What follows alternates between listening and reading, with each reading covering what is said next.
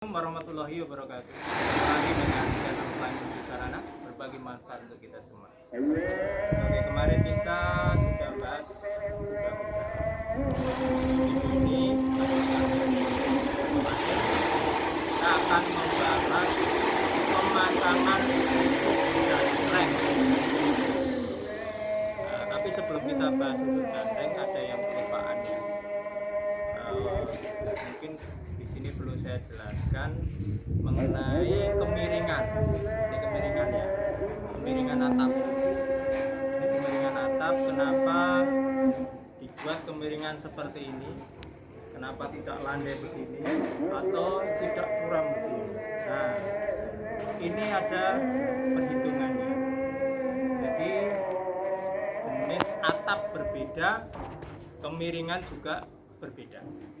Jadi untuk atap genteng, kemiringan atap yang ideal adalah 35 derajat sampai 45 derajat. Itu untuk atap genteng, karena atap genteng ini banyak sambungan-sambungan atau interlocknya. Jadi kalau terlalu landai, pas air hujan deras, dia ada risiko rembes ke bawah. Kemudian genteng itu juga gampang untuk air meresap ke dalam.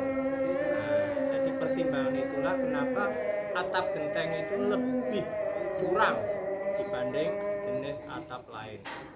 Kalau teman-teman menggunakan atap asbes atau galvalum, bisa dengan kemiringan 15 sampai 25 derajat. Itu sudah cukup ideal ya, karena tidak ada risiko air rembes, tidak ada interlockingnya ya, tidak ada sambungannya. Oke, itu sekilas informasi saja mengenai kemiringan atap.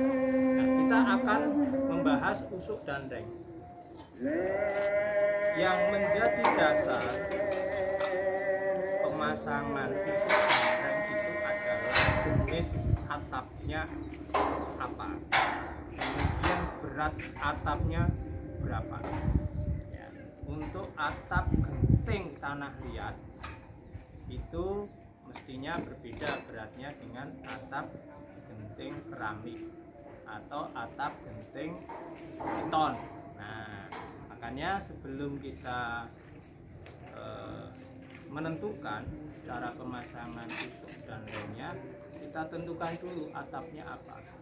Kebetulan saat ini kita akan memasang atap genteng keramik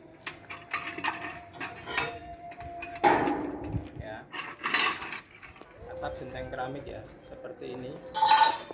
Jadi ini mengkilat. Kebetulan kita menggunakan merek M-Class.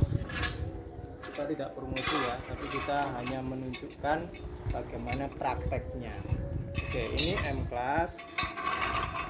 Berat satu genteng ini sekitar 3 kilo. Satu genteng ya, satu genteng 3 kilo. Dalam 1 meter persegi diperlukan 13,6 biji atau 14 biji.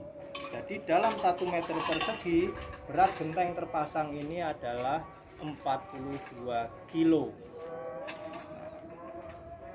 Karena ini cukup berat, makanya kita nanti akan tentukan bagaimana pemasangan usuk dan rengnya supaya kuat menahan beban atap ini. Oke, jadi untuk teman-teman yang ragu menggunakan usuk baja ringan maupun reng baja ringan, karena ada beberapa cerita roboh. Nah, itu tergantung dengan desainnya. Jadi desainnya tidak mempertimbangkan jenis atap yang digunakan ya. Ini atap M-Class tadi ya, beratnya 42 kg per meter persegi. Itu baru berat atap, belum berat dari adanya beban angin. Beban angin misalnya diperhitungkan 15 sampai 20 kg per meter persegi, berarti berat atap nanti sekitar 60 sampai 65 kg per meter persegi. Oke, berat saya sekitar 73 kg. Saya akan memanjat rangka ini. lendutan, ya, berarti rangka saya tidak kuat. Tapi kalau tidak ada lendutan, insya Allah dijamin aman. Dan nanti saat pemasangan reng baru nyicil ya. Ini baru beberapa yang kita pasang rengnya. Nanti pada pemasangan ada 3-4 orang naik bersamaan. Apalagi nanti pada saat pemasangan genteng. Jadi genteng ditumpuk di satu sisi berjejer, ya, tidak didistribusikan merata dulu karena baru mau dipasang. Berarti apa? Per titik itu nanti beratnya lebih dari 42 kg. Ya, kalau nanti saat kita mau masang itu, pas saat naruh genteng ada lendutan, berarti atap tadi harus direvisi, harus diperbaiki. Atapnya berarti tidak kuat menahan bebannya. Oke, kita akan jelaskan dulu dari sisi usuk. Ini usuk ya. Ya, yang ke arah ke bawah ini usuk, yang kemiringannya tadi. Kemiringannya untuk atap genteng 35 sampai 45 derajat. Ini kita pilih kemiringannya adalah 42 derajat. Dilihat dari estetikanya cukup bagus, ya, tidak terlalu curam, tidak terlalu landai. Dilihat dari sisi teknisnya, insya Allah aman untuk aliran air hujan. Oke. Bentang dari kuda-kuda sebelah sana dengan kuda-kuda sebelah sana itu sekitar 4,4 meter. Nah, kita akan bagi menjadi 8 plong. Dan 8 plong masing-masing sekitar 63 cm. Jadi usuk ini idealnya antara 50 sampai 70. Ya, ini 63 cm. Jadi tidak terlalu boros, tapi juga tidak terlalu lemah ya. Jadi ini masih dalam batas-batas kuat ya. Jadi ini bisa dikategorikan kuat. Jadi kita akan nanti coba, tadi saya jelaskan, kita akan naik ke atas ya untuk bagaimana rangka ini yang belum selesai sepenuhnya kuat menahan beban saya dalam 1 meter persegi ya. Oke, kita bicara usuk dulu. Nah, ini cara pemasangan usuknya, ini cukup di baut saja ini. Ini ada baut baja ringan ya. Jadi untuk usuk baja ringan, reng baja ringan jangan menggunakan baut yang lain, tapi khusus baut usuk dan reng baja ringan. Untuk usuk ada bautnya sendiri, untuk reng juga ada bautnya sendiri ya. Jadi itu ada tujuannya, karena ini tidak mudah korosi. Kalau ini korosi nanti akan cepat rusak. Oke, itu untuk usuknya. Jaraknya 63 cm. Oke, kita akan naik sambil jelaskan reng.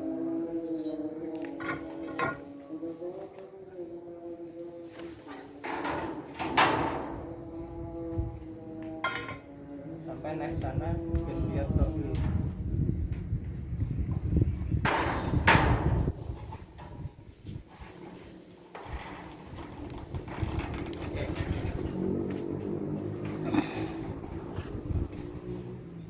Ini saya naik ya, di posisi ini ada gording, ada usuk, ada reng. Beban saya 73. Ini 1 meteran persegi ya. Tidak ada lendutan, tidak ada goyang ke bawah, berarti kokoh rangkanya. Oke ya, jadi untuk usuk sudah teruji. Kemudian pada saat nanti kita pasang reng, maka kekuatan usuk ini menjadi lebih kuat lagi. Karena apa? Kita akan pasang skrup ini double 2 di tiap usuk untuk masing-masing reng ya, atas bawah. Nanti ini juga atas bawah. Nah, sering kejadian bautnya tidak komplit, jadi hanya bawah saja, atasnya nggak ada. Tidak seperti ini. Nah, ini tidak boleh. Oke ya. Nah, terus kita bicara jarak reng. Jarak reng menyesuaikan ukuran genteng.